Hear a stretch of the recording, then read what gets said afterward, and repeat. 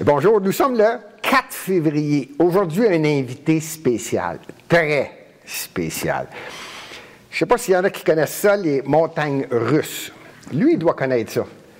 Il a connu le pouvoir, il a décidé de créer son parti. Un plaisir de le recevoir, Maxime Bernier.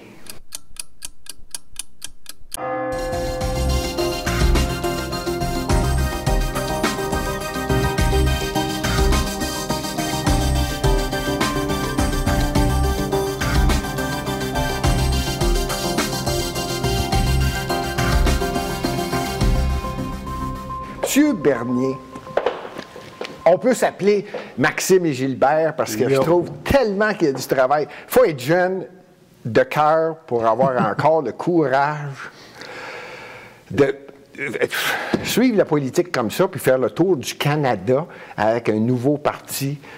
Pas évident. Bien, il faut savoir qu'est-ce qu'on veut et où on veut aller. Il faut avoir un but dans la vie. Mais avant d'embarquer dans le sujet, je veux te dire que je suis bien heureux d'être ici. C'est un privilège pour moi aussi d'être ici aujourd'hui. Puis, lorsque j'ai eu l'invitation, bien, je n'ai pas hésité. Là, on va échanger, puis je vais faire de mon mieux pour bien répondre à tes questions. Et pas des réponses de politiciens, des réponses vraies. J'aime ça, répondre comme il se doit. Le patinage des politiciens, pour moi, c'est fini. Malgré que j'en ai déjà fait. En tant que ministre dans le gouvernement Harper, on avait des prises de position à défendre des fois. Et ce que je faisais des fois quand la politique, c'est quelque chose que l'idée ou la politique publique, c'est quelque chose que j'avais parlé contre au sein du cabinet, bien, c'est sûr que la solidarité ministérielle fait en sorte que lorsque la décision est prise, tu dois t'y conformer et vendre la politique, mais pas parler contre la politique. Fait qu'est-ce que je faisais, moi, quand ça arrivait des fois, puis j'avais des politiques publiques qu'on avait adoptées que je n'étais pas d'accord à 100%, bien, au lieu de sortir par la grande porte du Parlement puis avoir l'ensemble des journalistes qui te posent des questions, bien, je sortais par la porte de derrière et je laissais les autres ministres répondre à la politique du gouvernement. Et c'est comme ça qu'on fait en sorte de pouvoir vivre dans ce milieu-là, parce que on ne peut pas être d'accord à 100% avec les décisions de notre gouvernement, mais l'important, c'est que la majorité des décisions, on est d'accord, et c'est ça qui fait en sorte qu'il y a une certaine... Ce qu'on appelle le caucus. Là. Le caucus, la solidarité ministérielle. Ah ben, je suis bien content de voir qu'on n'aura pas une langue de bois. La façon dont on va procéder, Maxime Bernier est connu, okay? De réputation, j'ai pas besoin, ceux qui ne le savent pas, son nom dans l'Ouest canadien, spécifiquement en Alberta, c'est Mad Max. Connu comme étant Mad Max. Et je vous le dis, connu et reconnu. Et aussi comme aussi comme l'Albertain du Québec. Oui. Parce que avec nos politiques publiques qui prônent le libre marché, la responsabilité individuelle, c'est des valeurs vraiment ancrées dans le mouvement conservateur de l'ouest du pays. Et ils me disent, Maxime est comme nous autres, idéologiquement. Il parle anglais avec un accent, mais il prône les mêmes valeurs que nous, de liberté, de responsabilité, de respect. Et donc, ils m'ont baptisé, entre guillemets, l'Albertain du Québec. En plus de Mad Max. C'est respectueux, ça? Oui, moi, je suis très honoré de ça. Ben oui, c'est respectueux. De la façon qu'on a procédé, j'ai fait la vérification. On a plusieurs personnes qui écoutent l'émission et j'ai fait les vérifications avec différents amateurs de l'émission en leur disant Maxime Bernier viendrait peut-être à l'émission. Alors, ça n'a pas été long. Beaucoup de questions sont arrivées. Puis on va procéder avec les différentes questions et on va, je pense, couvrir. Il y a beaucoup de gens qui veulent savoir beaucoup de choses sur Maxime Bernier.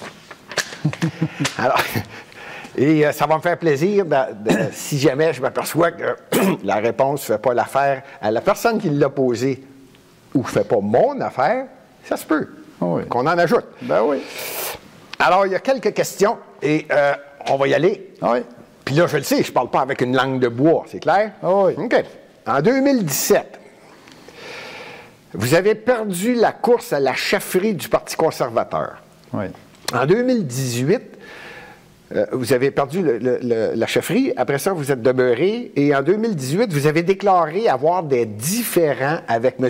Andrew Scheer. Oui. Et donc, vous avez quitté. Oui. Pourriez-vous nous donner quelques indices? Quels étaient les différends?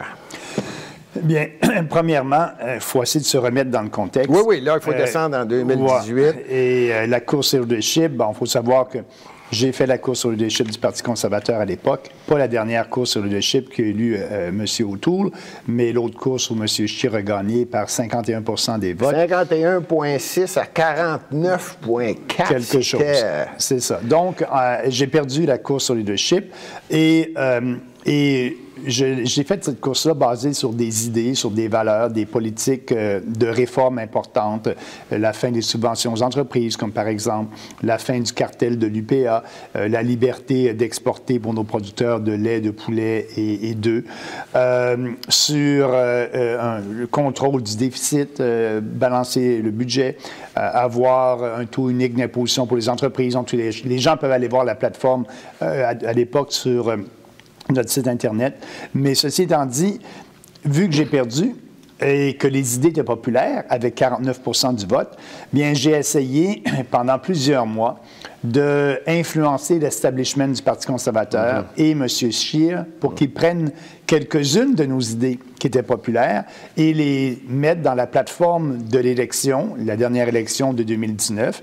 Et ce qui est arrivé avec le temps, M. Scheer a dit publiquement, on ne prendra pas les idées de Maxime. Lorsque Maxime parle publiquement, il parle pour lui-même. Et donc, je me suis aperçu que ça ne servait à rien de rester dans ce parti-là, puisqu'on ne prenait pas les idées dont une grande partie du membership avait voté en faveur. Et donc, j'ai essayé de pousser ces idées-là au sein de l'establishment avec M. Scheer.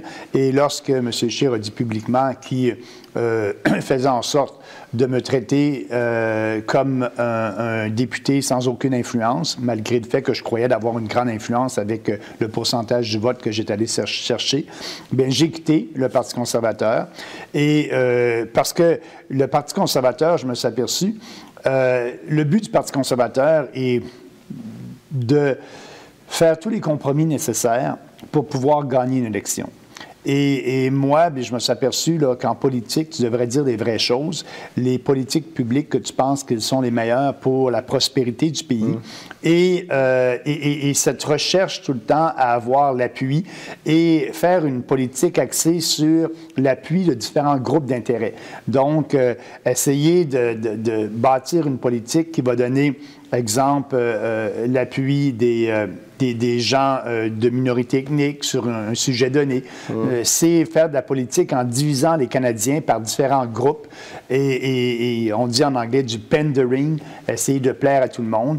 Et moi, je me suis vite aperçu qu'essayer de plaire à tout le monde en politique, on finit par déplaire à tout le monde. On est mieux de rester sur nos convictions.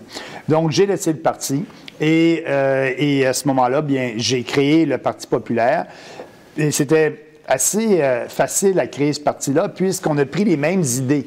Les idées qui étaient à la base de ma campagne de la course au leadership sont devenues la plateforme du Parti populaire. Et à la prochaine campagne électorale, je peux vous dire qu'à peu près 90 de ces idées-là, de cette plateforme-là, va toujours demeurer, puisque c'est une plateforme basée sur des principes. On a fondé le Parti populaire vraiment sur des principes. Parce qu'on fait de la politique basée sur des principes de base, liberté, responsabilité individuelle, équité et respect. Et toutes nos politiques sont enlignées avec ces principes de base-là. C'est vraiment la différence entre nous et les autres partis politiques, dont le Parti conservateur, qui se cherche actuellement. Comme je l'ai dit, M. O'Toole n'est pas vraiment un vrai conservateur. Son but, c'est de diviser le vote des libéraux pour gagner le pouvoir. Donc, c'est un parti centre-gauche et de plus en plus à gauche. Donc, nous, le Parti populaire, je crois, sur l'échiquier politique, on demeure le seul parti qui est quand même à droite, j'utilise le terme à droite, mais qui est un parti qui prône la liberté, la responsabilité, un gouvernement plus petit à Ottawa. On va peut-être pouvoir en parler dans le cadre de vos autres questions. Ça fait que j'ai mis tout ça en contexte. Maxime n'a pas la langue de bois, c'est clair. Puis je suis bien content d'avoir laissé le Parti conservateur. Je pense que ça a été la meilleure décision politique que j'ai prise de toute ma carrière. Ah oui, vous avez même déclaré le Parti conservateur est trop corrompu intellectuellement et moralement pour être réformé. Oui, et j'en ai pas. Intellectuellement, ça veut dire quoi? Ça veut dire qu'on n'a plus de base, on n'a plus de principes conservateurs qu'on défend. Et c'est ça. Et moralement et intellectuellement. Donc, ces principes-là, pour eux, sont plus ou moins importants. Et l'importance, c'est d'essayer d'avoir des politiques qui plaisent à tout le monde. Autrement dit, s'il y a 30 % de la population qui croit à une certaine politique publique, bien pour eux, ils n'en parleront pas parce qu'ils vont se dire, bien, nous, on va avoir la majorité. C'est qu'ils vont aller chercher des politiques publiques où il y a déjà un appui populaire. Nous, au Parti populaire, s'il y a 30 % de la population qui prône, exemple, l'abolition du cartel de la gestion de l'offre, bien, on pense que c'est la meilleure politique puisqu'elle est basée sur la liberté de commerce, ça va diminuer les prix pour les consommateurs, etc. Donc, notre objectif, c'est d'en parler de plus en plus. C'est ça, pour que plus on en parle, plus les gens vont comprendre, puis plus on va avoir un appui. Mais le Parti conservateur fait de la politique basée sur les sondages. Nous, on fait de la politique basée sur les principes et les convictions. C'est bien, ça. Justement, vous venez de l'approcher. Quelqu'un l'avait vu passer dans ceux qui nous écoutent. La question. Vous êtes considéré comme un libertarien. C'est comme ça qu'on vous considère. Donc, vous venez de le dire, liberté individuelle, libre marché, abolition de la gestion de l'offre en agriculture. Oui. Alors, j'allais vous poser la question, parce que ça a été posé. Est-ce que c'est encore le cas? Vous maintenez le cap, que ce soit 30 % ou 40 %, l'important, c'est de l'expliquer.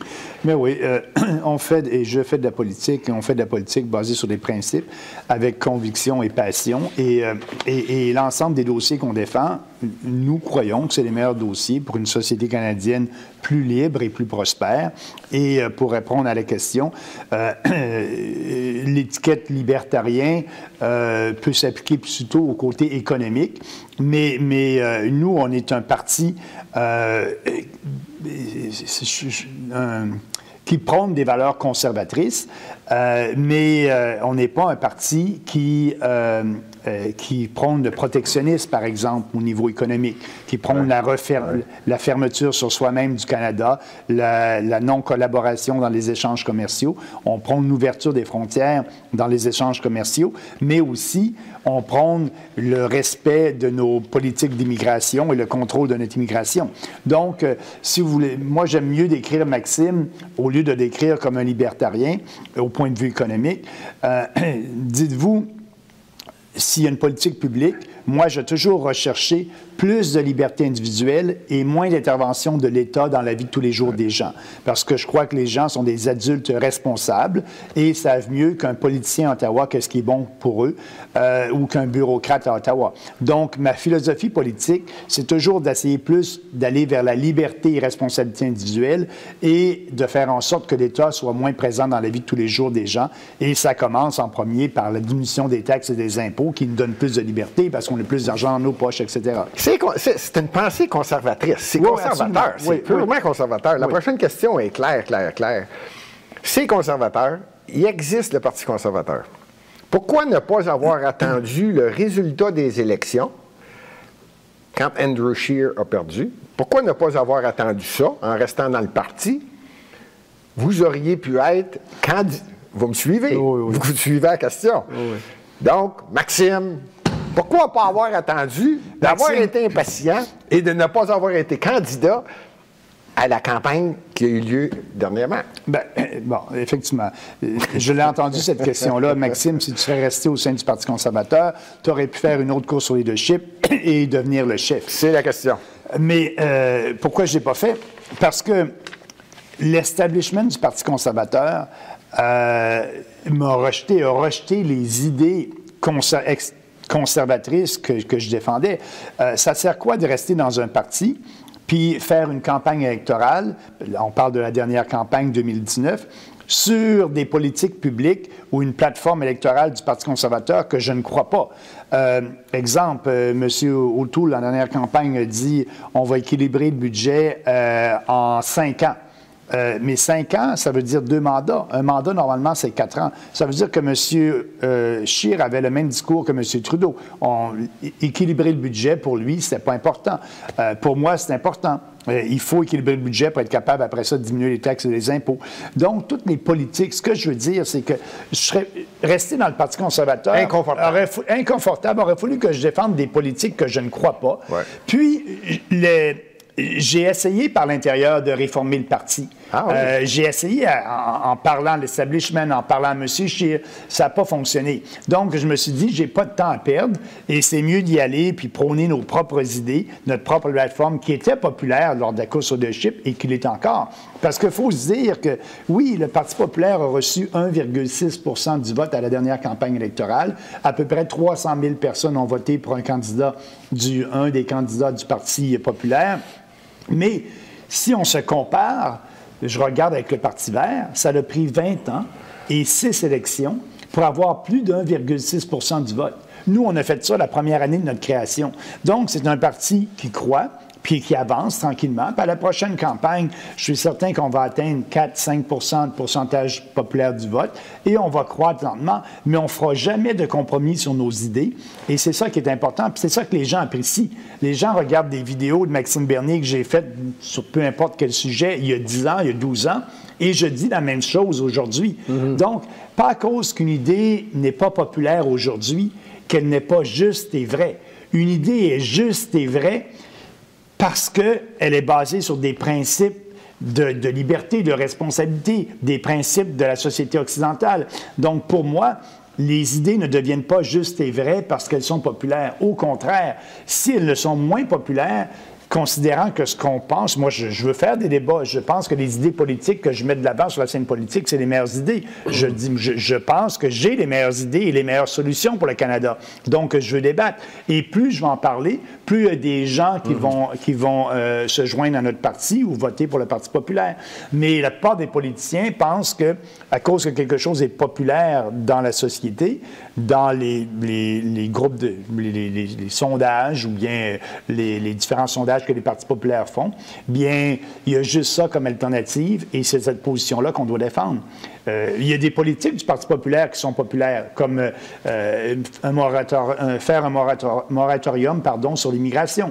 Il y a plus de 50 de la population qui est en faveur avec ça. Chez les voteurs conservateurs, il y a plus de 70 des voteurs conservateurs qui veulent un moratorium sur l'immigration.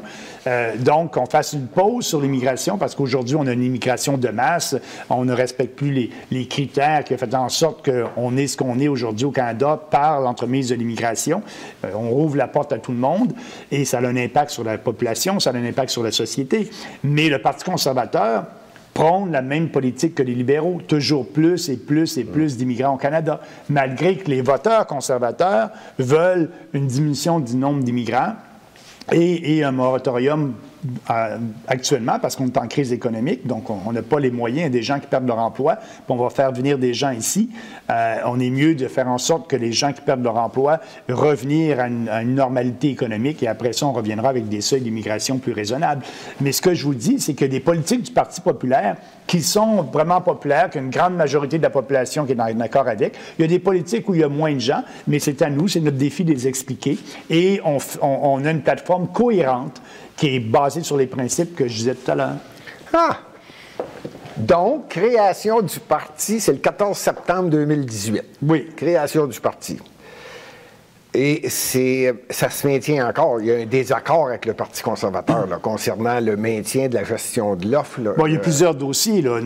C'est ça que je voulais savoir. Là. La question qui est posée, c'est il y a un désaccord avec le maintien de la gestion de l'offre, l'immigration, oui. Tu viens d'en parler, et la réforme de la péréquation. Il y avait une différence aussi, là. Y a-t-il d'autres choses qui a fait que ça a créé le désaccord de dire non. Moi, là, c'est terminé, conservateur. Bien, le dossier d'immigration est important. Oui. Le fait aussi de la rectitude politique.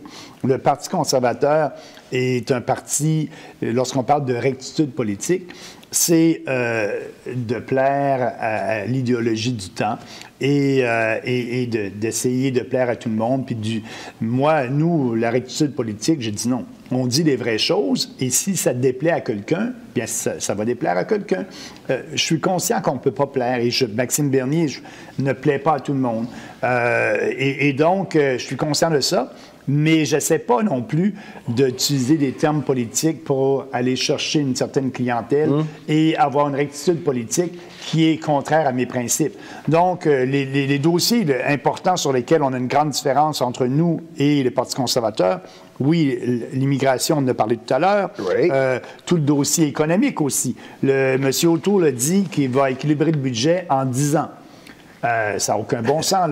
C'est comme dire la même chose que Trudeau. Jamais on va équilibrer le budget. Pour lui, plus on dépense, plus ça stimule l'économie. Pour moi, ces dépenses-là ne sont pas des stimulus pour l'économie, mais plutôt un sédatif. Un sédatif à l'économie, ça n'aidera rien. On ne peut pas créer de la richesse avec des dépenses. Si on veut créer de la richesse, il faut entreprendre quelque chose. Regarde, vous savez, vous travaillez, vous créez quelque chose, et après ça, vous êtes payé, vous avez votre paye, et vous dépensez. Mais ce que fait les politiques publiques et le Parti conservateur et le Parti libéral, eux, ils mettent la charrue devant les bœufs, c'est-à-dire qu'ils dépensent en premier, qu'ils vont chercher l'argent dans les poches des gens, mais là, actuellement, ils n'ont même pas le courage d'aller taxer les gens pour leurs dépenses, parce que sinon, les impôts seraient trop élevés. Donc, qu'est-ce qu'ils font? Ils empruntent, c'est les générations futures qui vont devoir payer. C'est correct, ça, lorsqu'on emprunte pour créer des routes, des autoroutes, parce que les générations futures vont payer pour ça, mais vont aussi utiliser ce bien-là, cette autoroute-là qui va être là pendant des décennies. Mais là, on emprunte pour payer l'épicerie. Donc, les générations qui nous suivent, nos enfants et nos petits-enfants, vont payer pour la qualité de vie qu'on se donne aujourd'hui, et eux en auront pas bénéficié. Et actuellement, bien, c'est ce qu'on fait. Les déficits, c'est sur le dos des générations futures, mais là, les déficits publics astronomiques qu'on a, tant dans les provinces qu'au niveau fédéral, ça va se payer, ça va créer de l'inflation. Et ça, personne n'en parle. Nous, on en parle. C'est vraiment différent du Parti conservateur. Parce que les dépenses actuellement, si on regarde, lorsque le gouvernement fédéral dépense, la dette du fédéral, donc c'est-à-dire les obligations, lorsque le gouvernement dépense, il va chercher de l'argent sur les marchés financiers, le gouvernement émet des obligations, mais actuellement, 30 des obligations que le gouvernement du Canada émet sont achetés par la Banque du Canada et non pas par le marché privé. Pourquoi? Parce que le marché privé dit le risque est trop grand. Ça, le gouvernement dépense trop, le risque est trop grand, et si le risque est grand, je veux un meilleur rendement sur mes obligations. Parce qu'en finance, plus que le risque est élevé, plus que tu dois compenser ça par donner un meilleur rendement. Et donc, le gouvernement dit non, je ne donnerai pas un meilleur rendement parce que je garde des taux d'intérêt très bas, artificiellement bas. Fait que les prêteurs privés achètent moins d'obligations du Canada parce qu'elles sont risquées et le taux d'intérêt est trop bas. Donc, qui les achète? 30 de ces obligations-là sont achetées par la Banque du Canada. Mais comment elle achète ça? Parce qu'il n'y a pas d'acheteurs. Parce qu'il n'y a pas d'acheteurs. Exemple, même les obligations du Nouveau-Brunswick et de Terre-Neuve, je crois que la Banque du Canada achète jusqu'à 50 des nouvelles émissions de ces provinces-là, parce qu'ils sont dans une situation financière encore plus difficile que le gouvernement du Canada. Mais donc, la Banque du Canada les achète, elle fait quoi? Elle imprime de l'argent. Et donc, il y a plus d'argent dans le système. Et lorsqu'il y a plus d'argent dans le système, bien, ça crée de l'inflation. On le voit aujourd'hui à l'épicerie, l'inflation est au moins 4-5 sur les biens qu'on consomme. L'inflation générale des prix au Canada est encore 2 Pourquoi? Parce que dans des biens qu'on ne consomme pas, comme les voyages, les hôtels, les billets d'avion, tout ça a baissé. Et donc, quand on met ça dans le panier ensemble, la baisse de ces biens qu'on ne consomme pas est plus importante que la hausse des biens qu'on consomme. Donc, le taux général d'inflation est demeuré à 2 Mais entre vous et moi, puis vos téléspectateurs, quand on va au marché, on le voit que c'est plus que 2 Donc, tout ça crée de l'inflation. Et l'inflation, pour terminer là-dessus, c'est une taxe déguisée. Au lieu d'avoir le courage de taxer les gens et aller chercher l'argent dans leur poche, on leur dit, vous gardez votre argent dans votre poche, mais vous ne pourrez pas acheter le même nombre de biens et de services avec ce dollar-là parce que les prix augmentent. C'est ça. Donc, on appauvrit les gens. Votre pouvoir d'achat diminue. Le pouvoir d'achat et la qualité de vie des gens diminuent. On appauvrit les gens non pas en allant chercher la pièce puis dire « je t'impose et je la prends », en la laissant dans la poche des gens, mais cette pièce-là, sa valeur diminue, le pouvoir d'achat diminue, on peut acheter moins de biens et de services. Donc, c'est la même chose. C'est ça que je dis, l'inflation, c'est la pire des taxes. C'est une taxe cachée, une taxe déguisée. Et et les gouvernements utilisent cette taxe-là actuellement, pas juste au Canada, partout. Et l'inflation va se généraliser. Et là, ça va être... ça risque économiquement de créer un grand choc. Mais le Parti conservateur ne parle pas de ça, ne parle pas d'immigration, ne parle pas des vrais débats, ne parle pas de la situation économique, ne parle pas de la péréquation. La péréquation, tous les autres partis, le Parti conservateur, veulent garder la péréquation. C'est quoi la péréquation? C'est une formule qui fait en sorte que les provinces riches vont donner de l'argent, entre guillemets, aux provinces plus pauvres. C'est bien parfait, mais il faut changer cette formule-là pour faire en sorte que l'argent que le gouvernement fédéral donne aux provinces pauvres, les sommes diminuent pour créer de vrais incitatifs à ces provinces-là pour qu'elles puissent développer leur richesse naturelle. Donc, il n'y a aucune personne qui va en parler, mais c'est important pour l'unité du pays. Je m'en vais, là, au début du mois de mars, à Calgary, en Alberta, faire un discours justement par rapport à ça. Les Albertains, les gens de l'Ouest canadien sont frustrés parce qu'il n'y a pas de pipeline qui se construit au Canada, parce qu'ils trouvent qu'ils payent encore très cher sur la péréquation. Leur argent s'en va dans des provinces et eux, ils sont dans une situation, comme l'ensemble du Canada, mais depuis longtemps, en situation de récession économique. Donc, ils veulent un changement de cette formule-là. Et nous, ce qu'on propose, c'est très équitable. On dit au gouvernement fédéral, diminuer les sommes allouées à la péréquation, ça va être équitable pour tout le monde, tant pour les provinces qui paient que pour les provinces qui reçoivent. Je vais vous donner un exemple. Il y a au Nouveau-Brunswick, il y a beaucoup de gaz de schiste, il y a beaucoup de ressources naturelles. Mais le gouvernement dit non, on n'a pas le droit d'exploiter ça. Mais si on diminue les sommes de péréquation qu'on envoie au Nouveau-Brunswick, par exemple, ou au Québec ou à d'autres provinces, bien, le gouvernement provincial va avoir un incitatif plus important pour développer ces ressources naturelles-là et s'enrichir. Donc, il faut changer la formule pour être équitable envers tout le monde. C'est une question d'équité, mais c'est une question aussi d'unité nationale. Tout ce débat-là sur la péréquation, personne n'en parle. Parce qu'aller au Nouveau-Brunswick, puis dire, je vais baisser votre péréquation, puis c'est une partie importante du budget du Nouveau-Brunswick.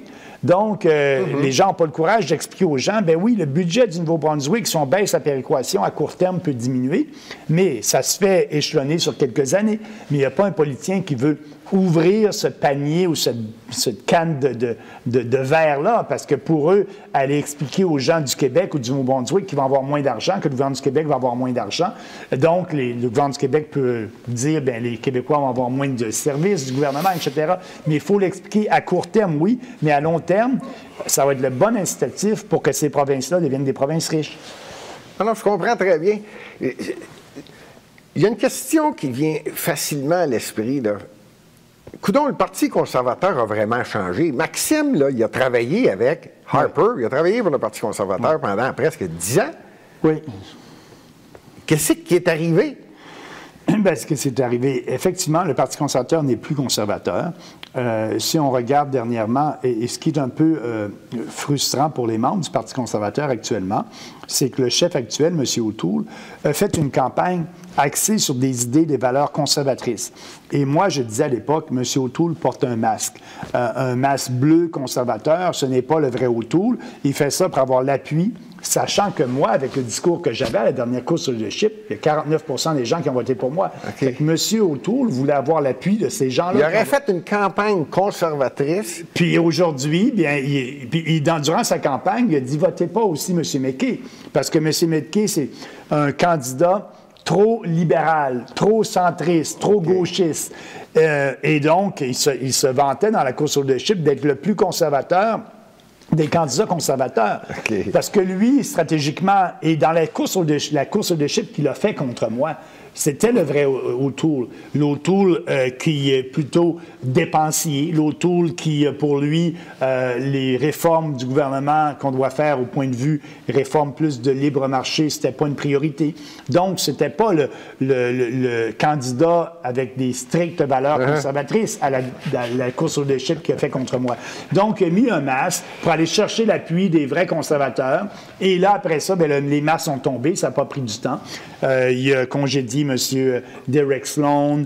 Il a dit publiquement que le Parti conservateur est rendu un parti centriste de gauche. Il a dit que son but était de diviser et d'aller chercher de l'appui des libéraux, donc en prônant des politiques semblables au Parti libéral. Et ça déçoit bien des gens de l'Ouest canadien et des vrais conservateurs partout au pays. Donc, ce que je veux vous dire, c'est que M. O'Toole n'est plus un conservateur et n'a jamais été un vrai conservateur. Il le fait pour aller chercher l'appui. Il a dit aux gens, aux membres du Parti conservateur, qu'est-ce qu'ils voulaient entendre pour aller chercher leur appui. Et aujourd'hui, là, ces gens ont été floués et se retrouvent avec un leader plutôt libéral. Et d'ailleurs, il l'avoue lui-même. Pas moi qui en a parlé. Derek Sloan, oui. Je ne veux pas savoir le futur. Est-ce le seul? Il va-t-il en avoir d'autres qui peuvent quitter? Bien, moi, j'ai parlé à Derek Sloan dernièrement, puis durant sa course au leadership. Et puis, lui, son but, comme vous le savez, il a été exclu du caucus conservateur. Il est quand même encore membre du Parti conservateur et il a dit à ses partisans, il va y avoir une convention virtuelle du Parti conservateur, je pense, à la fin du mois de mars ou au mois d'avril. Et il a dit à ses partisans, restez au sein du Parti conservateur, battez-vous. Et il veut faire en sorte qu'à la prochaine convention, il y ait plusieurs résolutions ou décisions des membres en faveur de politiques plus conservatrices. C'est ce qu'il prône. Et je comprends, sa bataille, il veut faire sa bataille, il veut emmener sa bataille jusqu'au bout. Oui. Mais moi, j'ai dit à Derek, je lui ai souhaité bonne chance, je lui ai dit que je respecte sa prise de décision, et je lui ai dit en même temps que les portes du Parti populaire sont ouvertes pour lui s'il le veut. Parce que, bon, il y a plusieurs de ses principes qu'il partage avec nous. Mais il est un député indépendant au moment où on se parle et il va essayer d'influencer les politiques du Parti conservateur avec son membership à la prochaine convention. Moi, je crois qu'il ne réussira pas. Mais écoute, il veut essayer puis il veut faire sa bataille jusqu'au bout. Je pense que c'est courageux de sa part et on verra. Mais je respecte ses décisions et je ne sollicite pas activement son appui et sa venue au sein du Parti populaire parce que je respecte sa prise de décision. Il veut aller au bout de son processus. Après ça, on verra. Puis, mais il sait qu'il est quand même le bienvenu s'il change de décision. Je sens qu'on approche une question qui s'en vient. Il y a quelqu'un qui a posé la question. Est-ce que le Parti populaire du Canada a une constitution? Autrement dit, tout est réglé, tout est fait, c'est un parti en bonne et due forme, la totale? C'est un parti en bonne et due forme. Le parti est formé selon la loi sur les corporations, la loi sur les entreprises, les sociétés, la loi fédérale. Donc, on est une société, on est une corporation. On est selon Élections Canada, un parti politique en bonne et due forme. Okay. Parce que pour créer un parti politique, vous devez créer une corporation avant. La corporation est créée. Et après ça, bien, vous devez respecter toutes les normes d'Élections Canada. Puis Élections Canada vous approuve. Donc, on a été approuvé par Élections Canada en étant un parti approuvé. Ça prend un certain temps, ça? Oui, parce que pour nous, lorsque nous avons créé le parti, il y a une condition qu'il faut qu'il y ait dans une élection, soit partielle ou générale, qu'il y ait un candidat qui se présente pour le Parti populaire. Et c'était ça. Et donc, nous, on a pu être approuvé par Élections Canada parce qu'il y a eu 4 élections partielles avant l'élection générale de 2019, où on a eu 4 candidats dans ces élections partielles-là. Donc, ça faisait des étapes. Lorsque l'élection était terminée, bien, vu qu'on avait rempli ce dernier critère-là, on a été approuvé comme parti politique et ça fait en sorte qu'on peut lever des fonds comme l'ensemble des autres partis politiques et donner des reçus d'impôts pour nos donateurs. Assez important, hein? Oui, assez important. J'ai déjà entendu quelque part que follow the money ou l'argent, c'est le nerf de la guerre. C'est le mot monnaie et argent qui revient tout le temps. Donc, la Constitution est faite, vous avez le droit d'aller chercher de l'argent. On a le droit d'aller chercher de l'argent, puis c'est fait, et puis on le fait, puis je tiens à remercier nos donateurs aussi, parce que pour un parti, la première année de notre parti, on n'a pas fait de déficit. Lors de la dernière campagne électorale, tous les autres partis politiques ont créé un déficit après cette campagne électorale-là. Nous, on a fait la dernière élection générale et on n'a pas eu de déficit à la fin de notre campagne. On a dépensé l'argent qu'on avait comme des vrais conservateurs. On est responsable fiscalement. Et à la fin de l'année, notre année financière finit le 31 décembre. La première année, le 31 décembre 2019, on a eu un surplus et on va avoir nos états financiers bientôt du 31 décembre 2020. Oui. On devrait avoir un autre surplus. Et là, on ramasse de l'argent pour être prêt pour la prochaine campagne électorale. Donc, on va dépenser l'argent qu'on va avoir pour la prochaine campagne. Mais je pense bien qu'on va être capable de faire une campagne électorale compétitive avec les sous que nous donnent nos donateurs. C'est drôle, Maxime t'apporte les sujets, c'est clair. Richard Lehoux, ça vous dit quelque chose? Oui. Donc, les gens vont comprendre ce que je viens de dire là. Richard Lehoux vous a battu dans votre circonscription lors de la campagne électorale. Pensez-vous vous représenter contre lui s'il y a des élections très bientôt? Croyez-vous à ça, vous, très bientôt? Bien, on doit être prêt. Le Parti populaire va être prêt. Il y a des rumeurs qui disent que ça peut être ce printemps. Et Richard Lehoux, c'est, pour les gens qui ne le savent pas, c'est le candidat député qui est maintenant député conservateur dans votre Oui, Richard Lehoux, c'était le candidat conservateur en Beauce. Moi, j'étais le candidat du Parti populaire à la dernière campagne électorale. C'est ça. Richard Lehoux m'a battu. Il est devenu le député de Beauce, conservateur. Oui. Moi-même, personnellement, je vais me représenter à la prochaine campagne électorale générale qui aura peut-être lieu ce printemps, cet automne, on ne sait pas quand. Maxime, la vérité. Comme part, c'est au printemps. Bien, ça, pour avoir la vérité, il faudrait vraiment demander à M. Trudeau. Parce que c'est lui qui décide. Il peut. Je ne crois pas. C'est une question. Mais non, j'aimerais le savoir, moi aussi. Mais M. Trudeau est assez cachetier en ce qui concerne ça. Moi, je peux vous dire que le Parti conservateur n'est certainement pas prêt pour une élection. Son chef n'est pas connu, etc. Parce qu'il y a trois oppositions, hein? On se comprend. C'est Parti conservateur, Parti Bloc québécois NPD. Et NPD. Donc, un des et trois... les Verts qui sont là, qui ont 3 sièges. Oui, mais ce que je veux dire, c'est les trois pourraient le renverser. Si les trois votaient, mais ça n'arrive pas, là. Mais je pense que ces partis-là jugent que ce n'est pas dans leur intérêt de renverser le gouvernement. Et de toute façon, comme je disais tout à l'heure, pour lui, M. Trudeau, l'argent tombe du ciel. Donc, pour renverser un gouvernement, les votes importants, c'est des votes de confiance. Le vote le plus important, c'est le vote sur le budget. Ça y en prend juste un des trois. Effectivement. Et donc, sur le budget, M. Trudeau, ce qu'il va faire, bien, il va acheter son élection. C'est-à-dire qu'il va s'assurer d'avoir l'appui du Bloc québécois ou du NPD. Ces leaders-là vont faire des demandes à M. Trudeau budgétaires. Ça y en prend un sur deux? Oui. Puis lui, bien, l'argent, c'est pas un problème. Les déficits, c'est pas un problème. Donc, il va donner à un de ces deux chefs-là qu'est-ce qu'il veut pour avoir leur appui et il est capable de passer au travers. Si on a une élection ce printemps, c'est parce que M. Trudeau a dissous le gouvernement et c'est lui qui va aller en élection. OK. Donc ça ne sera pas un vote de confiance? Ben moi, je pense qu'il va passer sur un vote de confiance parce que je pense que c'est pas dans l'intérêt des partis politiques de l'opposition. Aucun est prêt? Ben, je pense que les conservateurs ne sont pas prêts. Leur chef vient d'être élu, il n'est pas connu, etc. Le Bloc québécois, je ne pense pas que c'est dans leur intérêt d'aller en campagne électorale actuellement. Ils ont eu leur meilleure élection dernièrement. Ils ont fait élire beaucoup de députés. Oui. Ça fait qu'on va voir. Mais, pour répondre à votre question, moi, je me dois d'être prêt. D'être prêt, peu importe le moment de l'élection. Et oui, c'est l'élection ce printemps, je serai prêt, le Parti populaire sera prêt et je serai candidat en Beauce. Mettons que c'est pas au printemps. Ça pourrait être l'automne, ça pourrait être même un an plus tard. Oui. Ça peut aller jusqu'en 2023. Alors, là, la prochaine question est pertinente. Est-ce qu'il y a des faux conservateurs au sein du Parti conservateur? Ça voudrait dire des conservateurs mous. Donc, croyez-vous qu'il y a des députés qui sont vraiment conservateurs puis qui décideraient, avant la prochaine campagne électorale, de joindre les rangs du Parti populaire du Canada?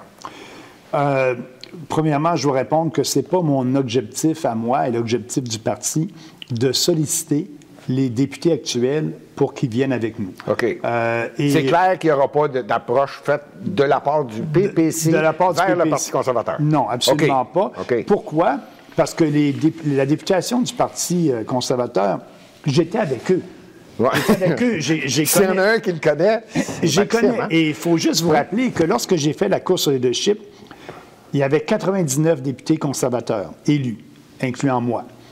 Sur les 99 députés conservateurs élus, sur la plateforme que j'ai défendue, qui est la même plateforme, le Parti populaire a été créé par cette plateforme-là. Là. Les idées qu'on prône au Parti populaire, c'était les idées que j'avais mises de l'avant lors de la course au leadership. Oui. Dans ces 99 députés-là, élus, il y en a 5 qui m'ont appuyé pour la course au leadership. 5. Oh. Mais, pour dire la vérité, 5 incluant moi. Donc, il y en a 4. Oh. Fait que donc, j'avais 4 députés sur 99 qui m'ont appuyé sur cette plateforme-là. Ouais. Et je n'avais pas d'appui au sein de la députation. Okay. J'avais un appui immense au sein des membres. Et donc, pour répondre à votre question, la plupart de ces gens-là sont encore là aujourd'hui. S'ils ne m'ont pas appuyé à la course au leadership, ils ne m'appuieront pas aujourd'hui. Okay. Et je n'ai pas de temps à perdre d'aller les solliciter. Parce que ces gens-là... Mais ça pourrait arriver que, peut-être, qu'il y en a un qui dit... peut-être qu'il y en a un qui se décide, ben écoute, moi, là, je suis tanné de... Mais Maxime Bernier, il a dit tout à l'heure, la porte est toujours ouverte. Ah, la On porte va est voir ouverte. la discussion. Autrement dit, il peut y avoir des discussions. Ben, la porte est ouverte. Si quelqu'un veut venir... Écoutez, il n'y a pas de négociation à faire avec un député élu s'il veut venir ici. La plateforme est là, les idées sont là. Vous aimez ça, vous êtes bienvenus, venez-vous-en. C'est ça, vous la connaissez. OK, c'est bien, on avance, on avance. Question encore de quelqu'un. Vous êtes pour l'abolition... Je vais y aller rien que d'un trait, et je suis certain que Maxime va s'en sortir avec la réponse. Vous êtes pour l'abolition de l'impôt payé par les entreprises et contre les subventions gouvernementales aux entreprises. Je comprends le phénomène de non aux subventions, mais Maxime, as-tu vraiment dit abolir l'impôt pour les entreprises? Non. Non, la plateforme du Parti populaire actuelle, elle est très claire. Nous voulons avoir un taux unique pour toutes les entreprises. Donc, un taux unique d'imposition, ce n'est pas abolir l'impôt des entreprises. OK, ce n'est pas d'abolir, mais c'était plutôt de dire on va fixer un taux unique pour l'ensemble des entreprises. L'ensemble des entreprises. Ça ressemblait à quoi en pourcentage? 10 OK. Donc, un taux unique sur l'ensemble des entreprises et les subventions d'entreprise, oui, les abolir. Abolir les subventions aux grandes entreprises, aux petites entreprises, parce que c'est injuste actuellement. On taxe toutes les entreprises, les petites entreprises de la Beauce ou de la Rive-Sud de Montréal, on les taxe, on les oblige à payer des taxes, et après ça, on donne ça à des grandes corporations comme GM, comme SNC-Lavalin, qui, eux, ont des lobbyistes à Ottawa pour lobbyer et avoir ce privilège-là de recevoir des grandes subventions. Mais la petite entreprise qui a payé des impôts n'a pas, premièrement, ne peut pas avoir de lobbyiste à Ottawa pour lobbyer sa position et demander d'avoir des subventions. Fait que c'est injuste pour les petites entreprises. Fait que qu'est-ce qu'on fait en diminuant ces subventions aux entreprises-là? Bien, on peut avoir une politique équitable pour tout le monde et baisser les taux d'imposition de l'ensemble des entreprises. Donc, on a une politique fiscale pour les entreprises qui est équitable pour tout le monde. Plus de subventions aux grands, puis les petits, c'est rare qu'ils en ont, mais avec l'économie qu'on fait, on peut économiser des milliards de dollars. Avec l'économie qu'on fait... En éliminant les subventions. En éliminant les subventions, on est capable de baisser les taxes et les impôts de toutes les entreprises. Donc, c'est une réforme équitable, c'est une réforme qui ne crée pas de déficit. Parce qu'on va chercher notre argent pour baisser les impôts de l'abolition des subventions. Et on peut sauver à peu près 4 milliards de dollars par année. C'est que ça, c'est une politique qu'on prône au Parti populaire, puis je pense que c'est la meilleure politique pour inciter les entrepreneurs à réinvestir dans notre entreprise et créer de la richesse.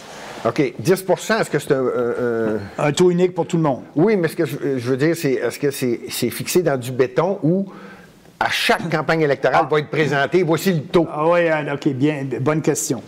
Ça c'était notre plateforme de la dernière campagne électorale. Oui. Ça, notre plateforme économique.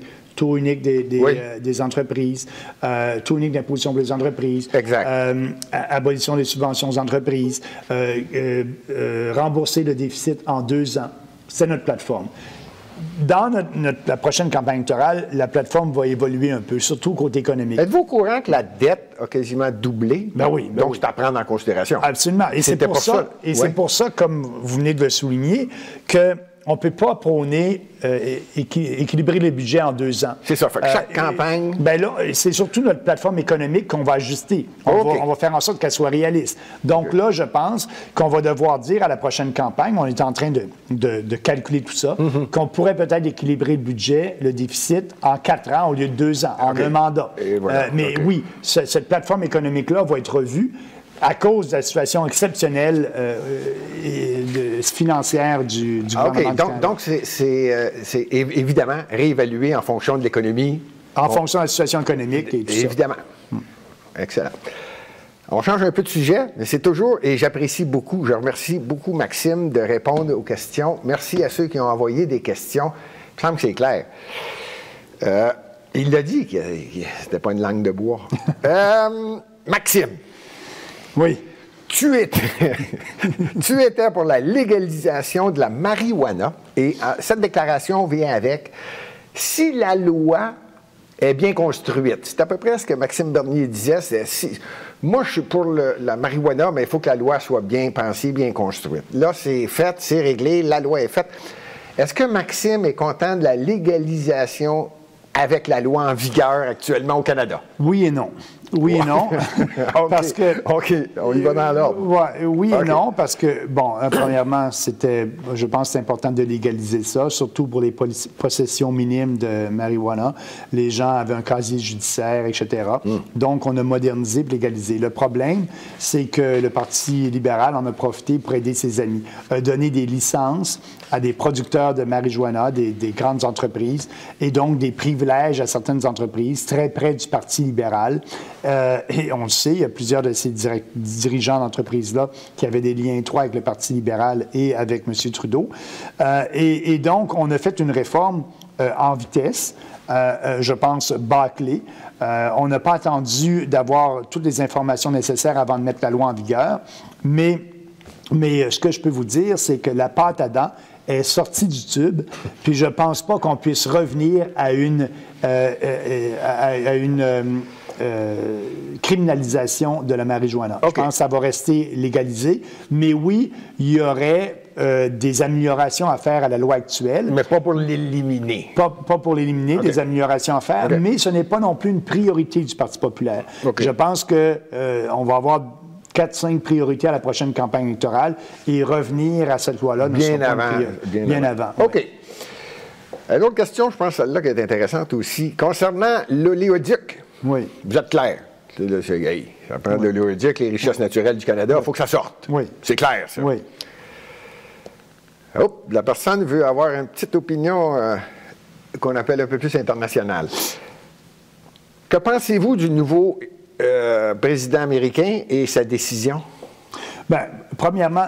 On parle évidemment de Excel et de M. Biden. Oui. Premièrement, pourquoi les pipelines sont nécessaires? Parce que c'est plus sécuritaire pour la population et plus sécuritaire pour l'environnement de transporter de l'huile et du gaz par pipeline. On a un exemple au Québec avec la tragédie de Lac-Mégantic. C'était transporté par... C'est quasi prouvé, ça. Oui. On parle de camions, de trains... Et je peux vous dire que tout le gaz pour alimenter les avions à l'aéroport Trudeau, à Dorval ici, ça circule par pipeline à Montréal. Et ça part du port de Montréal pour aller à l'aéroport. Donc, il y en a déjà des pipelines au Québec. Et aujourd'hui, avec la technologie, on peut construire des pipelines très efficaces et très sécuritaires pour l'environnement, avec des détecteurs si jamais il y a une fuite à quelque part et tout. Donc, si on est environnementaliste, la meilleure solution pour transporter l'huile et le gaz, c'est par pipeline, et pour l'environnement et pour la population aussi. Ceci étant dit, oui, on devrait avoir un pipeline qui nous permette d'exporter notre gaz, parce qu'actuellement, le Canada est confiné à vendre son gaz naturel, son pétrole aux États-Unis, parce qu'on n'a pas de débouché vers la mer, c'est-à-dire vers soit l'océan Atlantique ou Pacifique. Oui. Donc, il faut avoir un pipeline pan-canadien. Pour ce faire, le gouvernement du Canada peut le faire. Le Parti conservateur ne prône pas cette position-là, et je pense que c'est pour ça qu'il perd des appuis dans l'Ouest canadien. Dans la Constitution, tout chemin ou transport interprovincial et de juridiction fédérale. Donc, un pipeline traverserait plusieurs provinces, serait interprovincial, et c'est sous la juridiction du gouvernement fédéral. Demain matin, le gouvernement fédéral pourrait passer une loi, dire que j'autorise la construction d'un pipeline qui traverse les provinces, et les provinces n'auraient rien à dire. Donc, il faut utiliser la Constitution pour ce faire, l'article 92.2 dans la Constitution, puis on pourrait demain matin commencer la construction. Même si ça choquait quelque part? Même si ça choque le Québec, même si ça choque la Colombie-Britannique, c'est de juridiction fédérale. Oui. Et je pense que le fédéral doit utiliser sa juridiction pour faire en sorte qu'on ait un pipeline qui débouche soit à l'Atlantique ou soit au Pacifique. Mais le Parti conservateur n'a pas le courage de plaider ça. N'a pas le courage. Ah non, c'est pas dans leur position, parce qu'il ne veut pas déplaire au gouvernement du Québec. Mais je pense qu'il faut expliquer à la population qu'il n'y a pas de problème. Comme j'ai dit tout à l'heure, les pipelines, les oléoducs, ils sont sécuritaires pour la population et l'environnement. Donc, il faut avoir ce discours-là et que le gouvernement fédéral prenne les responsabilités qu'il a et construise ça pour le bien-être économique de tous les Canadiens de toutes les provinces, mais aussi pour l'unité du pays. Parce que les gens dans l'Ouest canadien, lorsqu'ils parlent de séparation, là, si on regarde dans les sondages en Alberta, il y a plus de 35 % de la population qui veut se séparer. Je commence à en parler, là? Oh oui, à cause de la péréquation. Personne ne parle de changer la formule pour qu'elle soit plus équitable, sauf le Parti populaire. À cause que personne ne parle de construire des pipelines en utilisant la Constitution, parce que c'est le fédéral qui a le pouvoir et qui devrait le faire, sauf le Parti populaire. Même le Parti conservateur n'en parle pas. Donc, pour répondre à votre question, les pipelines, c'est important. Et est-ce que le fait que M. Biden a bloqué la construction du pipeline, du dernier pipeline actuellement, ben oui, c'est décevant. C'est très décevant. Et je pense que, bon, qu'est-ce qu'on peut faire, nous? On peut l'obéir et essayer de faire en sorte qu'il change sa décision, mais je pense que ça va être très dur. Ça a été une de ses premières décisions en tant que président.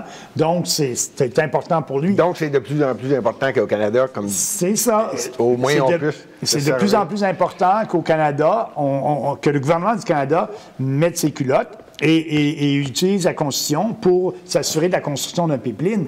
Et c'est très... Je comprends très bien. Je pense que vous avez un allié. Je ne sais pas si vous êtes au courant, mais moi, je peux vous l'annoncer. Je pense que M. Jason Kenney doit bien apprécier votre position. Oui, Jason, puis la plupart des Albertains, mais les gens dans l'Est aussi. Il faut parler des gens dans l'Est. Au Nouveau-Brunswick et à Montréal, on pourrait raffiner ce pétrole-là. Ça crée des emplois au Nouveau-Brunswick et à Montréal. Donc, on a des alliés, je pense, dans l'Est du pays et dans l'Ouest du pays. Sauf au Parlement à Ottawa, où tous les partis politiques sont contre l'utilisation de la Constitution pour s'assurer de la construction de pipelines. À chaque Maxime aime ça parler de pouvoir dans un pays et de richesse naturelle. C'était très intéressant. Probablement que la question va revenir. Je ne sais pas s'il y a une question qui revient encore là-dessus. Celle-là est différente. Pour ceux qui ne sont pas au courant, je vais nommer la Digital Millennium Copyright Act. OK? C'est complètement différent. On change de sujet complètement. Là en 2006, vous avez eu la plus grande majorité aux élections au Québec pour un député conservateur. Oui, 68 Il n'y a personne qui a battu ça au Québec.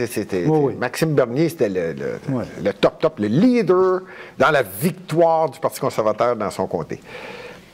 Et là, vous avez fait une déclaration fin des années 2000 concernant... Vous étiez opposé à la mise en œuvre d'une loi qui serait du style la Digital Millennium Copyright Act. Et ça, c'est quelqu'un qui vous suit en sacrifice. Ça, c'est l'histoire des droits d'auteur sur Internet. Vous rappelez-vous de ça?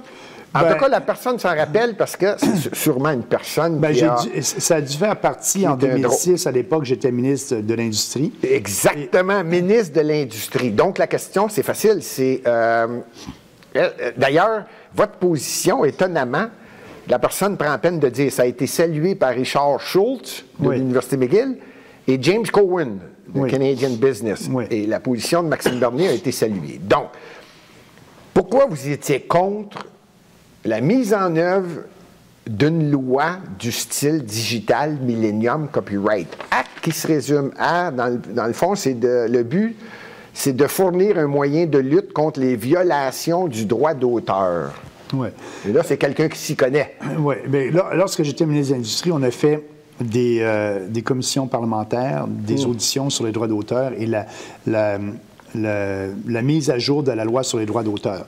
Je me rappelle pas quelle a été, parce que quand on dit ma position, c'est la position aussi du gouvernement Harper. Je pense que c'était la position du gouvernement, mais c'est parce que J'étais ministre de l'Industrie, donc responsable de ce dossier-là. Mais moi, pour répondre à la question de c'est le Parti conservateur qui était... Oui, mais j'ai été ministre de l'Industrie, donc j'ai participé à ça. Mais je me rappelle pas d'avoir déposé une loi en ce sens-là. Il faudrait que je vérifie. Non, Non. C'est justement, Maxime Bernier était contre. À ce que je comprends dans la question, c'est êtes-vous encore contre, en opposition avec la mise en œuvre d'une loi qui serait du style?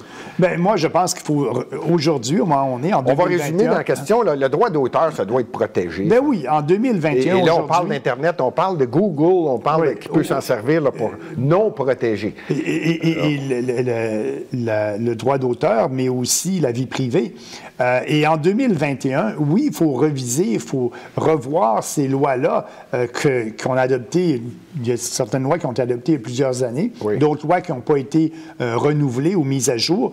Oui, je suis en faveur de regarder pour une meilleure protection de la vie privée sur Internet, pour une meilleure protection des droits d'auteur, absolument. OK, c'est ça.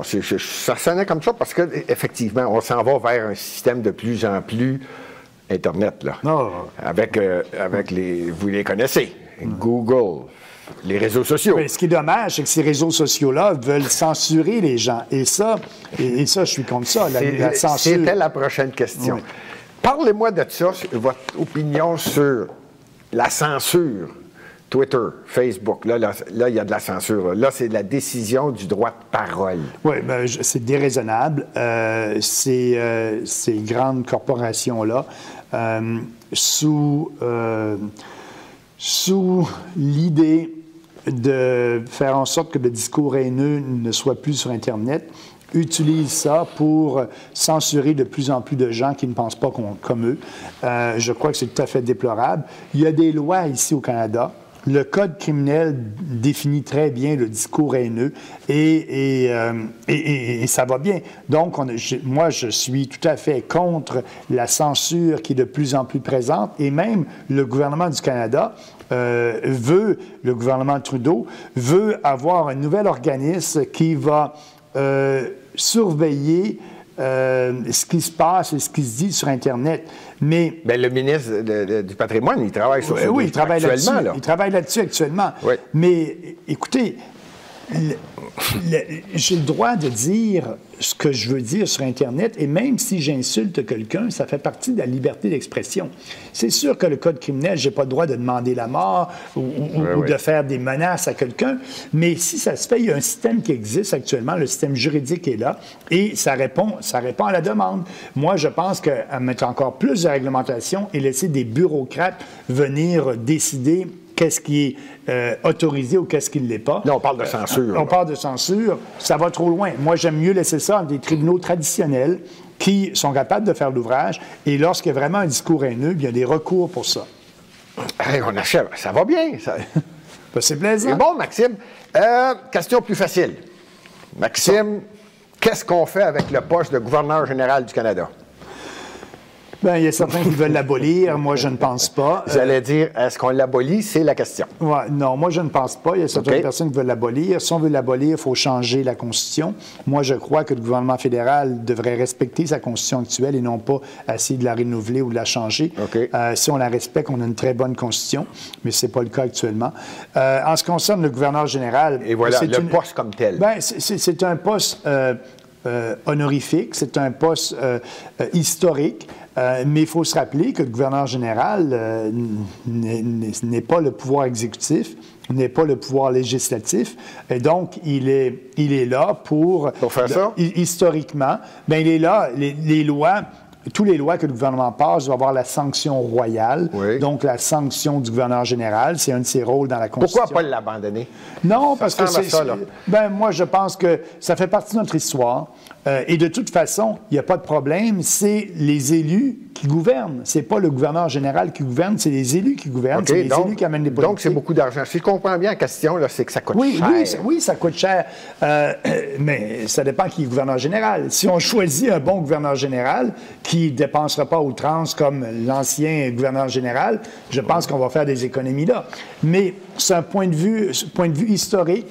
Moi, je pense que cette position-là, c'est pas une urgence. Il y a beaucoup plus de réformes à faire au Canada que faire ça. Les réformes que je parlais sur la péréquation, les réformes que je parlais sur l'immigration, les réformes que je parle sur un gouvernement plus petit, arrêter de s'ingérer dans les champs de juridiction des provinces. Il y a plein de réformes importantes qui touchent directement la qualité de vie des citoyens qu'on peut faire et non pas... bien avant tout ça. À ce poste-là. Oui. Un autre facile. C'est pas une question facile, c'est une question intéressante. Ils sont tous intéressants. OK. La taxe carbone. Oui. Hein? On dirait que cette taxe carbone-là va augmenter. Oui. Elle est arrivée il n'y a pas si longtemps, mais effectivement, elle augmente. La question, vous feriez quoi si Maxime Bernier était élu? Il ferait quoi avec la taxe carbone actuelle? On l'abolit. Je l'ai dit lors de la campagne électorale, il faut l'abolir. Il faut avoir un système d'imposition plus simple. Mais la taxe du carbone, on l'abolit parce que le but de la taxe, c'est de taxer les gens et essayer de respecter l'entente de Paris, l'accord de Paris.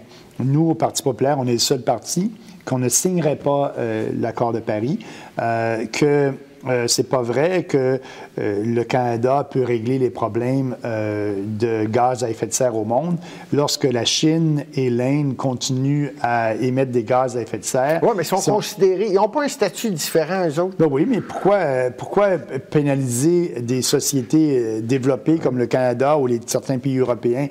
Les normes devraient être les mêmes pour tout le monde.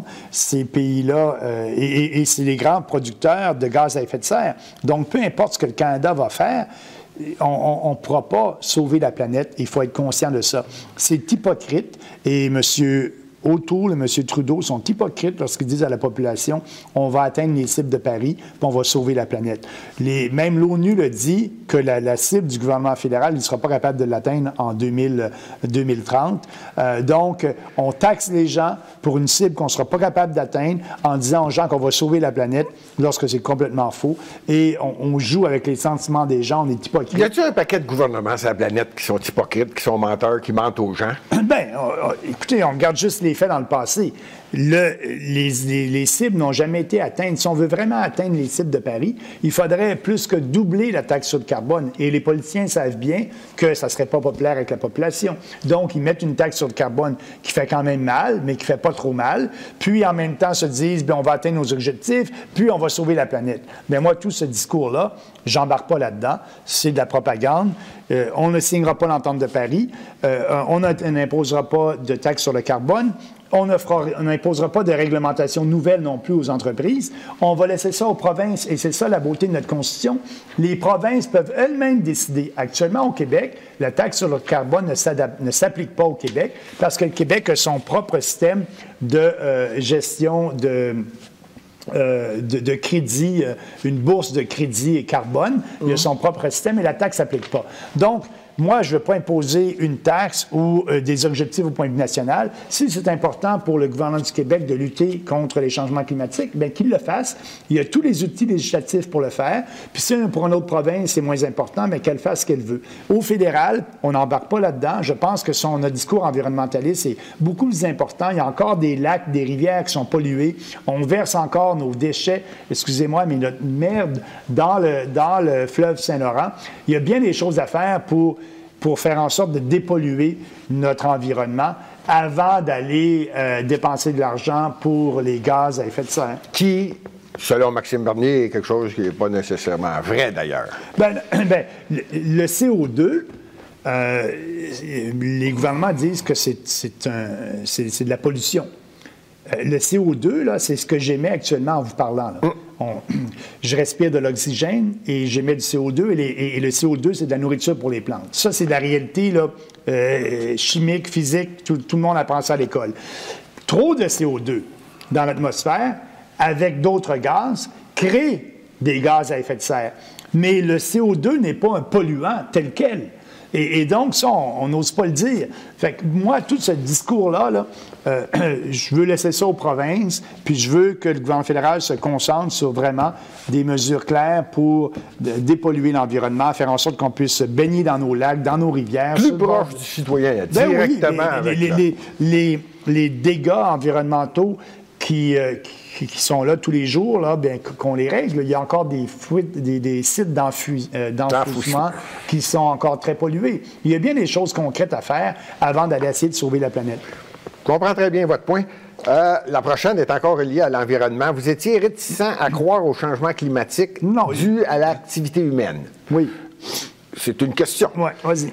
Avez-vous une position claire concernant le sujet, justement, de l'activité humaine et au niveau de l'environnement, l'influence de l'activité humaine? Non. Moi, ce que j'ai dit, c'est que les changements climatiques existent. Oui. Et ils ont toujours existé. D'ailleurs, c'est drôle, on parlait au début les gens de la gauche, les environnementalistes extrêmes, parlaient du réchauffement de la planète. Là, ils se sont aperçus, ils disent plus ce terme-là, que la planète ne se réchauffe pas, elle se refroidit. Fait que là, au lieu d'avoir l'air un peu stupide... Changement climatique. Ils ont mis le terme changement climatique. Oui. Mais les changements climatiques, il y en a eu sur des millions d'années. La planète s'est refroidie, s'est réchauffée, etc. Et l'activité humaine peut participer au réchauffement climatique, mais n'est pas la cause essentielle et la seule cause des changements climatiques. C'est ce que je dis. Les volcans, le soleil, tout ça, ça a un impact. Mais je ne dis pas que l'activité humaine n'a aucun impact. Okay. Elle a un impact, mais ce n'est pas l'impact majeur. OK, ce n'est pas l'impact majeur. Absolument pas. Et donc, c'est pour ça qu'on devrait continuer à promouvoir le développement de l'économie, le développement de la nature. Mais vous avez spécifié en autant, tant et aussi longtemps que les provinces soient responsables de ce qui se passe. Ben oui. Par l'entremise, avec une réglementation. Ben, c'est l'environnement, c'est une juridiction partagée au fédéral. Okay. Le fédéral a une responsabilité et les provinces. Les deux se partagent cette responsabilité-là sur l'environnement. Oui. Moi, je dis, au fédéral, je veux faire des choses pour l'environnement. Je l'ai dit, les lacs, les rivières, etc., qu'on peut dépolluer. Mais aux provinces, l'environnement, s'ils veulent faire quelque chose sur les changements climatiques, libre à elles, on ne leur mettra pas de bâton dans les roues fédérales, mais on n'imposera pas de taxes sur le carbone et tout ça pour avoir un discours hypocrite comme les autres. C'est clair, on l'a bien compris. Changement de sujet, une autre question, différent sujet, l'immigration. Oui. La position de Maxime Bernier concernant, on y a touché tout à l'heure le sujet, illégaux, légaux, le taux d'immigration au Canada. Ouais. C'est trop élevé et est-ce qu'on est trop... Je vais changer le mot. On est trop gentil avec les illégaux.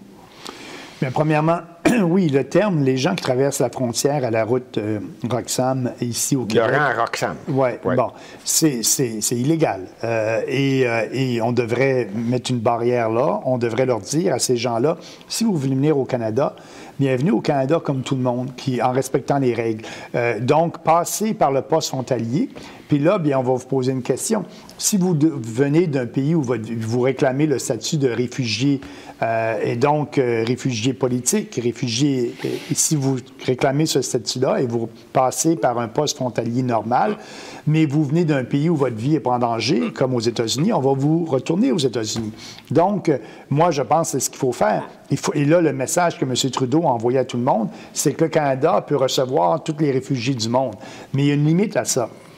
Et nous, ce qu'on prône en immigration, c'est de fermer la route Roxham. Quand vous dites fermer la route Roxham, on s'entend-tu, Maxime Bernier? Oui. Est-ce qu'on s'entend tous les trous à la frontière canadienne? Parce qu'il y a le rang Roxham, mais il y en a-tu d'autres dans d'autres provinces? C'est le plus connu, là. Oui, c'est le connu ici au Québec. Mais tu sais, mettre une barrière, c'est simple. Okay. Je ne veux pas faire un mur sur tout le territoire canadien, sur la frontière canado-américaine. Les endroits où ça traverse, une petite barrière, et puis on dit aux gens, bien, vous voulez venir? Bien, allez par là, il y a un chemin pour venir, puis on va évaluer. Pour vous, c'est clair, illégal, non? Ah, c'est complètement illégal. Puis aussi, c'est injuste, parce que les vrais réfugiés, où leur vie est en danger dans des camps de réfugiés, bien, eux ne peuvent pas venir parce qu'on fait rentrer des faux réfugiés et il y a un nombre limite qu'on peut avoir au Canada dans notre politique d'immigration. Donc, ces vrais gens-là qui attendent dans des camps de réfugiés, bien, c'est qui vient en premier, mais c'est les gens qui traversent par des routes comme la route Roxham. Et donc, il faut arrêter ça pour aider vraiment. Donc, si on veut une politique... Mais ça serait une politique sévère, c'est clair, c'est ça et c'est tout. Là. Oui, c'est ça, mais aussi c'est une politique ouverte pour aider les vrais réfugiés. Okay. Là, actuellement, ces vrais réfugiés ne peuvent pas venir au Canada puisqu'on a atteint notre quota de réfugiés. Et on dit que ces gens-là qui traversent sont des réfugiés. Moi, je pense pas quand tu traverses avec ta valise Gucci, puis que tu arrives au Canada, que tu es un vrai réfugié. Là. Et si vous voyez, c'est ce qui arrive. Les gens arrivent avec leurs valises, etc., tout ça. On a changé la définition, selon moi, de réfugié. Donc, en immigration, notre politique est très claire. Moins de réfugiés, avoir des vrais réfugiés, aller les aider, ceux qui sont dans des camps où leur vie est en danger, s'assurer d'avoir une immigration économique, c'est-à-dire, c'est quoi un immigrant économique? C'est quelqu'un qui vient ici au Canada, qui a un emploi, parce que l'entrepreneur canadien n'a pas trouvé de Canadien pour cet emploi-là. Oui. Donc, il n'y a personne qui veut. On est allé à l'international, on a trouvé quelqu'un. Cette personne-là va venir. Il faut augmenter le nombre d'immigrants économiques. Et ces gens-là, en venant, bien, pourquoi? Parce que déjà là, ils ont un emploi. Déjà là, c'est plus facile pour eux à s'intégrer à la société canadienne. Et c'est ça qu'on veut. On veut plus d'immigrants économiques. Et au lieu d'avoir un nombre de 400 000 par année, bien, nous, on pense qu'un nombre de 150 000 par année, ça serait un maximum pour permettre l'assimilation de ces gens-là dans notre société et faire en sorte que pour eux, comme ça s'est fait dans le passé, et revenir aux critères de base qu'on avait, des critères que si vous parlez le français ou l'anglais, vous avez plus de points. Aujourd'hui, on fait venir des gens, c'est plus dur pour eux de s'intégrer à la société canadienne puisqu'ils ne connaissent ni l'anglais ni le français. Donc, revenir à un système de points traditionnel qu'on avait avant. De façon avoir à favoriser. Oui, avoir plus d'immigrants de nature économique et moins d'immigrants de réunification de famille. Actuellement, si vous venez au Canada, bien, après quelques années, vous pouvez faire venir votre grand-mère, votre grand-père, votre oncle, votre tante, sous la rubrique réunification de famille. Mais le gouvernement du Canada, le gouvernement Trudeau, a augmenté les immigrants qu'il fait venir sous la rubrique de réunification de famille parce qu'il veut avoir l'appui et les votes de certains comtés où ces immigrants-là vont et ils veulent faire venir leur famille. Et donc, ils veulent avoir l'appui. Puis, le gouvernement fédéral a plus que doublé le nombre de personnes qui viennent sous la rubrique réunification de famille. Nous, on veut diminuer ça parce que si vous venez au Canada, vous faites un choix. Vous laissez derrière votre grand-père ou votre grand-mère, vous faites un choix. Et oui, vous pourriez faire venir des gens, mais actuellement, on veut diminuer. Parce que si on veut avoir 150 000 maximum d'immigrants par année, oui. On a 400 000 par année, il faut diminuer à des places. Donc, on diminuerait le nombre de réfugiés, on diminuerait le nombre qui vient sur réunification de famille, on augmenterait le nombre en pourcentage des immigrants de nature économique. Oui. Et bon, ça, c'est dans une situation idéale. Mais aujourd'hui, à cause de la récession, à cause qu'il y a bien des gens qui sont sans emploi, des entreprises qui ont fermé, qui ne réouvriront pas, qui vont faire faillite à cause du confinement. On diminue l'immigration. Et là, on dit, on veut faire une pause sur l'immigration et re-questionner tout ça. C'est la position officielle du parti. C'est bien. Pendant que vous en avez une position, une autre question qui, celle-là, est pas mal de jour. Concernant le dossier de la COVID-19, vous avez entendu parler? Un petit peu. La question est, que pensez-vous de la gestion actuelle? Sans dire, croyez-vous à l'existence d'une grippe ou du COVID, mais je sens que la question, c'est que pensez-vous de la gestion du confinement, le couvre-feu? Comment ça se passe, là? Bien, premièrement, comment est-ce qu'au niveau fédéral... Le virus existe. Hein? Oui. Le virus existe, il est là. Mais il y a d'autres façons de lutter contre le virus. D'autres pays l'ont fait sans confinement, sans fermer l'économie. Et je regarde la Floride, je regarde la Suède, où leur restaurant est ouvert, leurs bars sont ouverts, leurs gyms sont ouverts, leur industrie culturelle est ouverte. Les gens peuvent aller au cinéma. Donc, le confinement qu'on fait actuellement, c'est un essai. On n'a jamais fait ça dans l'histoire de l'humanité. C'est un essai, puis pour moi, c'est un échec. Et on regarde où sont les morts dans la COVID-19. Les morts, c'est les personnes âgées, les personnes qui ont des conditions préexistantes. Et c'est ces gens-là qu'il faut protéger. Il y a des experts médicaux qui le disent. Il faut protéger les gens les plus âgés. Et le gouvernement du Québec a failli là-dedans. Parce que la plupart des morts qu'on a eues, c'est des gens qui sont dans les centres de personnes âgées sous la juridiction, sous l'autorité du gouvernement du Québec. Il a failli. La plupart des morts sont là. Et c'est dommage. Donc, qu'on protège les personnes âgées. Quand on regarde les statistiques, une personne de 70 ans et moins, si cette personne-là attrape la COVID-19, cette personne-là de 70 ans et moins au Canada a 99 % de chances de s'en sortir. Donc, pourquoi fermer l'économie? Et là, actuellement, le remède est pire que le mal. Parce qu'il y a des gens qui dépriment, les taux de suicide augmentent au Canada, les opérations qui ne se font pas dans nos hôpitaux au Québec et ailleurs au pays fait en sorte que quelqu'un qui n'a pas son diagnostic, exemple, de cancer, on fait plusieurs diagnostics de cancer par année, après ça on les traite. Ces gens-là n'ont pas été diagnostiqués. Il y a un impact sur leur espérance de vie. Ils risquent de vivre moins longtemps. Et donc, il faut regarder les dommages collatéraux. Il faut regarder le coût et les bénéfices de ce confinement-là. Et je pense que le coût pour la population est plus élevé et qu'on devrait déconfiner. Et ça, c'est la position du Parti populaire. On est le seul parti au Canada qui prône la fin du confinement, la réouverture de l'économie, tout en protégeant les plus âgés, basé sur des experts médicaux et basé sur ce qui s'est fait dans d'autres juridictions, dans d'autres provinces, dans d'autres États américains, dans d'autres pays. Donc, arrêtons, et je pense que c'est contre aussi la Charte, ça brime nos droits et libertés, ça brime notre droit de circuler. Donc, toutes les nouvelles mesures actuellement que le gouvernement Trudeau a mis de l'avant sur les voyageurs, on trouve toujours un coupable. Au début de la crise, c'était les étudiants. Il faut fermer les écoles. Après ça, ça a été les voyageurs. Donc, on essaie tout le temps de trouver un coupable, mais arrêtons de trouver un coupable.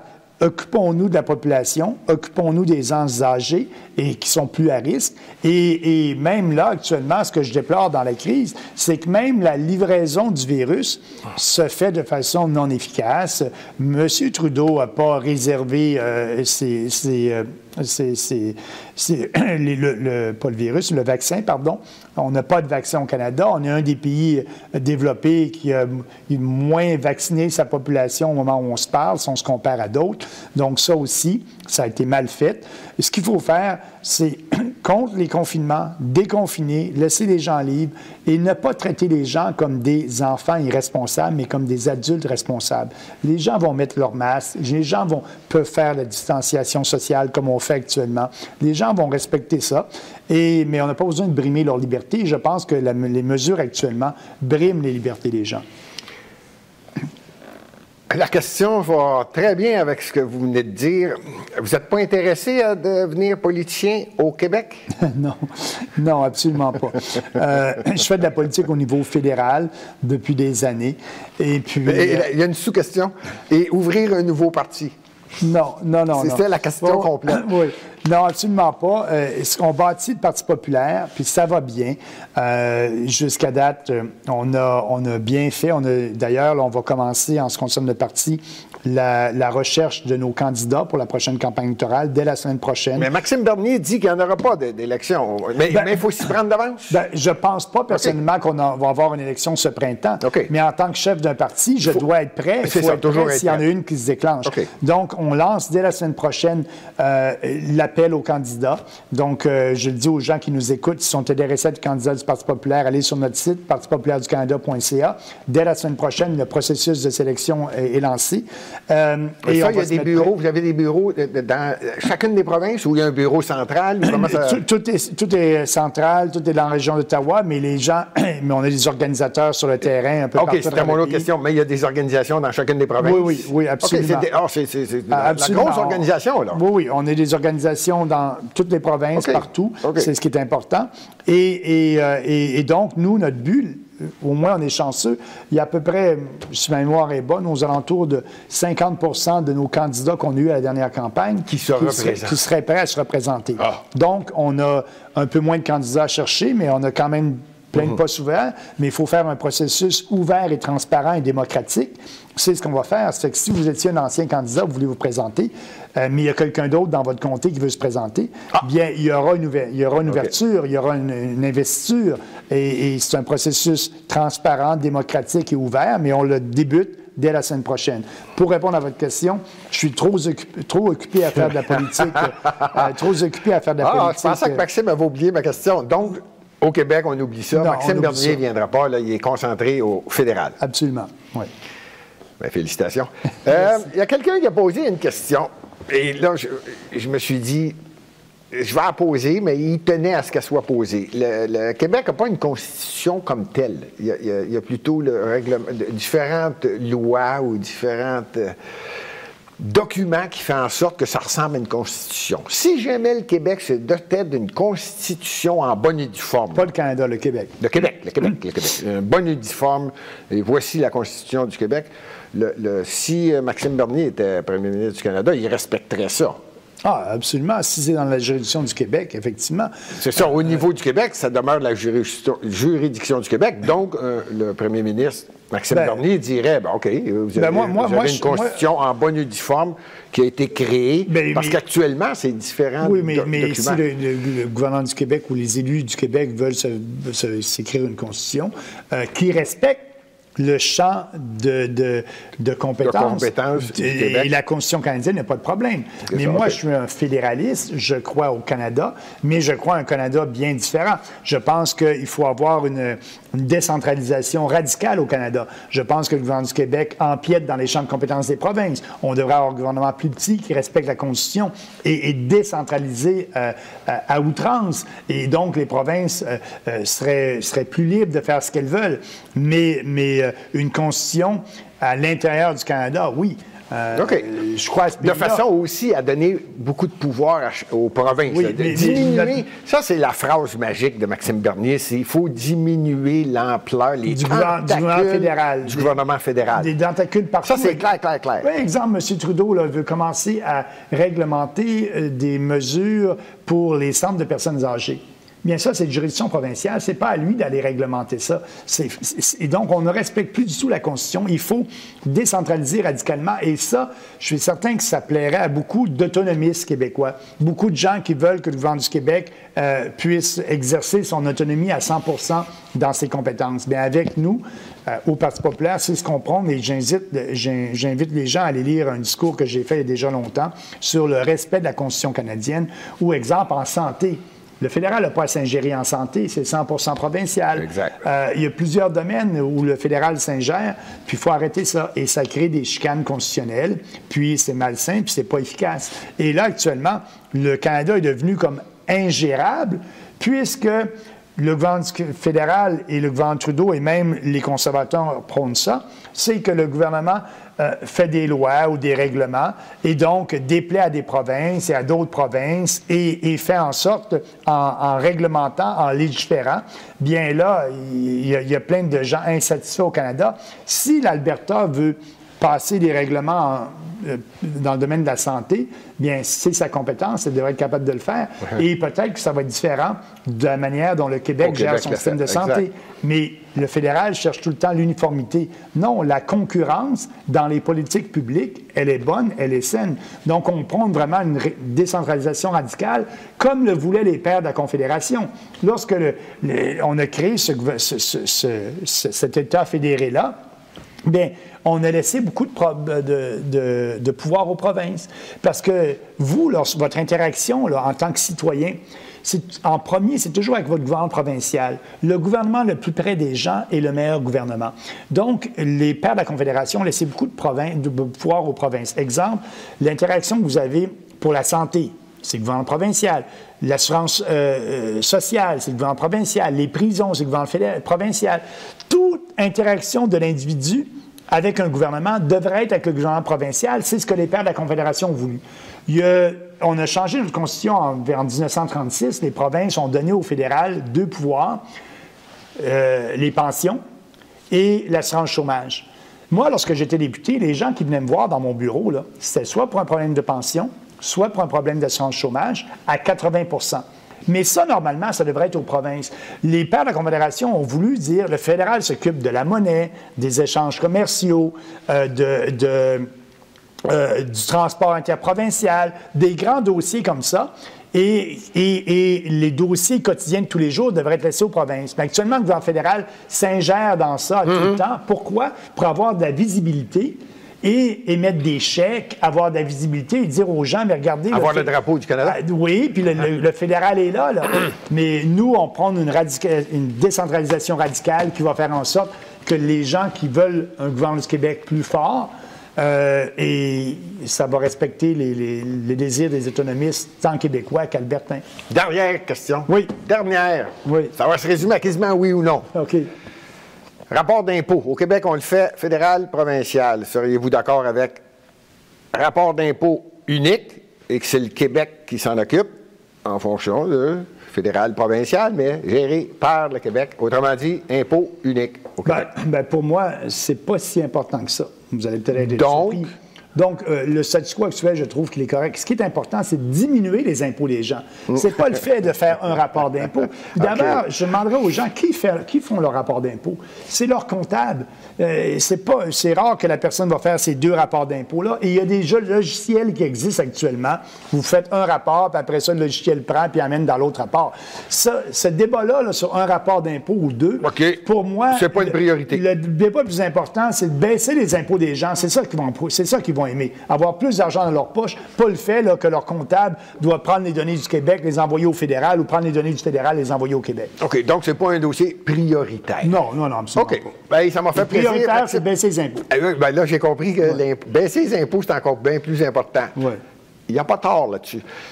Maxime Bernier, merci. J'espère que ça n'a pas été trop long, j'espère que ça n'a pas été trop vite. Non, c'est très intéressant. Et si jamais on vous réinvite, on va-tu se faire dire oui ou non? Ben oui, on va se faire dire oui. J'ai bien aimé l'expérience. C'est très intéressant. J'espère que vos téléspectateurs vont adorer ça. S'ils ont d'autres questions. Leur parler, je pense que la caméra peut vous regarder. Si vous avez d'autres questions, gênez-vous pas. Vous pouvez aller voir sur notre site web, partipopulaireducanada.ca. On va établir une nouvelle plateforme électorale qui va être à peu près semblable à l'autre, mais on va faire des changements un peu pour justement s'adapter à l'économie, comme je disais durant l'entrevue. Gênez-vous pas. Si vous voulez être candidat, suivez-nous sur notre site Internet. Vous allez voir, partipopulaireducanada.ca. On commence le processus la semaine prochaine. Et moi, bien, je vous remercie de m'avoir donné cette opportunité-là. Puis oui, si jamais vous voulez faire une autre discussion dans quelques semaines ou quelques mois, je serai toujours disponible. J'ai bien apprécié l'expérience. Merci tout le monde. J'imagine qu'on va être sur cette caméra-là. Celle-là. À la prochaine.